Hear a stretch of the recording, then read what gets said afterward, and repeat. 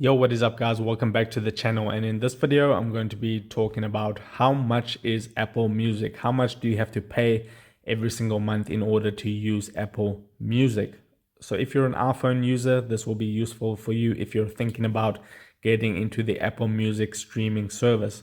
So the easiest way to figure this out is to either go to the website of Apple, but it's kind of hard to navigate and so on and so forth. So simply just go onto Google and you can just type Apple Music how much a month, and then if you scroll down, it's going to tell you that it's $9.99 per month, and it says Apple Music costs $9.99 per month or $14.99 per month for a family subscription for up to 6 people. So depending on what package you need, it's either going to cost you $10 a month or $15 a month. College students can subscribe for $4.99 per month.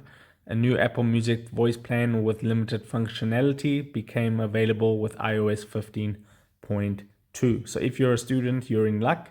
You can get it for $5 a month. Otherwise, just pay the $10 per month. And that's pretty much all there is to this video. So if this video helped you out, don't forget to drop a like onto it and subscribe for more. And I'll see you in the next video. Take care.